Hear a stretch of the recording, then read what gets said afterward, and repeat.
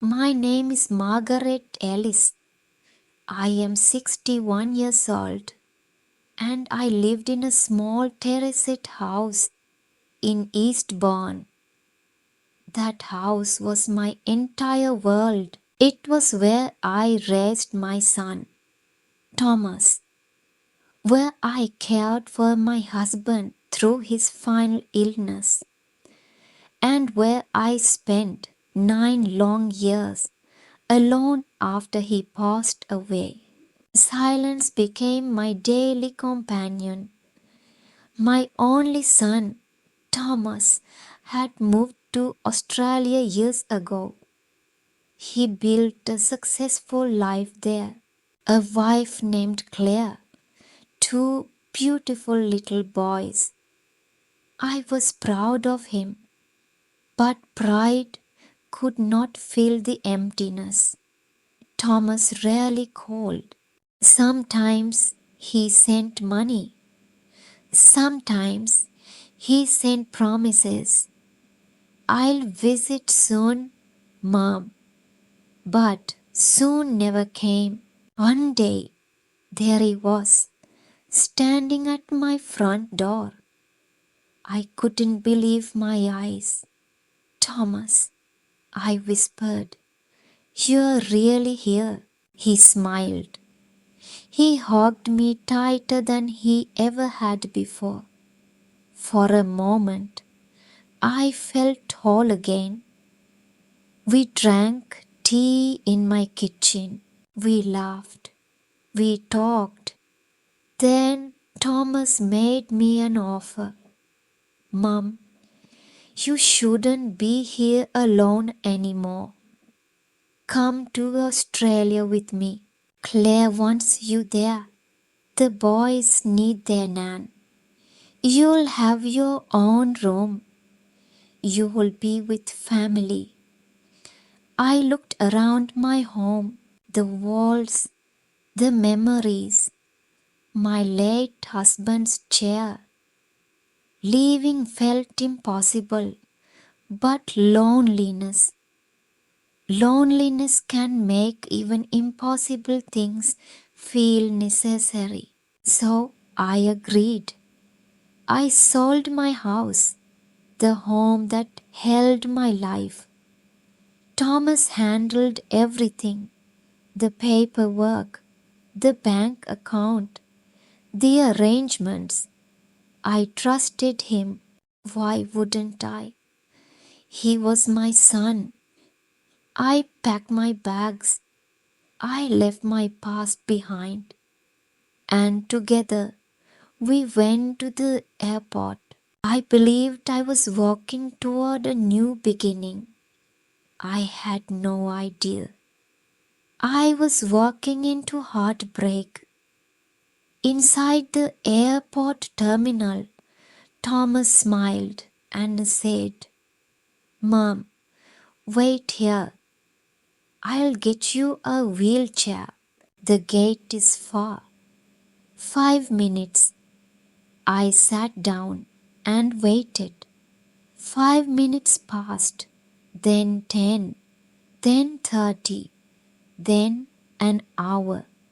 Fear began to grow inside me, but I kept telling myself, he wouldn't leave me. He's my son. Then a young airport security officer approached me. His name was James Whitfield. He asked gently, Ma'am, are you all right? I showed him Thomas's photo. I showed him my ticket. I told him everything. James went to investigate. When he returned, his face told me the truth. Before his words ever could, Thomas had boarded the plane alone. He had abandoned me. My world shattered. I couldn't breathe. I couldn't think.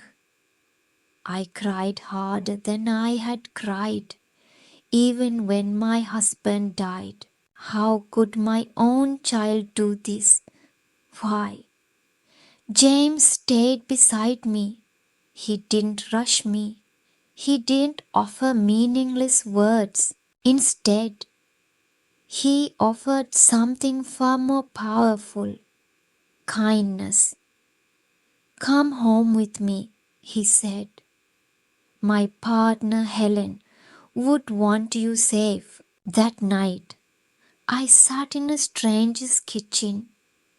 Helen gave me soup, warmth, dignity, and for the first time since my betrayal, I didn't feel completely alone. What I didn't know was that Thomas's plane never reached Australia. It crashed. There were no survivors.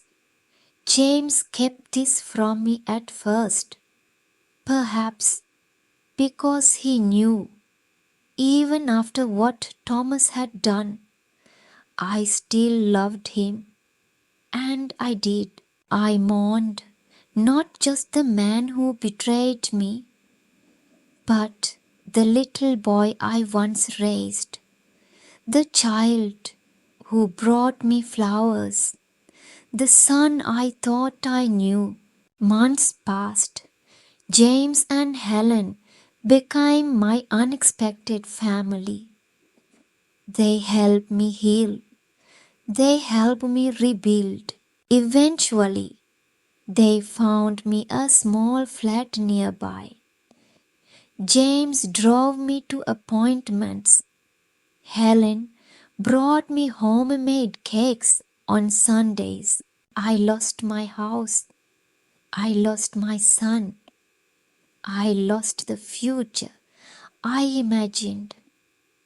But I found something even more precious: people who chose to love me, not because they had to, but because their hearts wouldn't let them walk away. Some families burn, some families found. My name is Margaret Ellis. I am 61 years old, and I am not alone. If this story touched your heart, please like, comment, and share. And tell us below, what would you have done if you were in Margaret's place?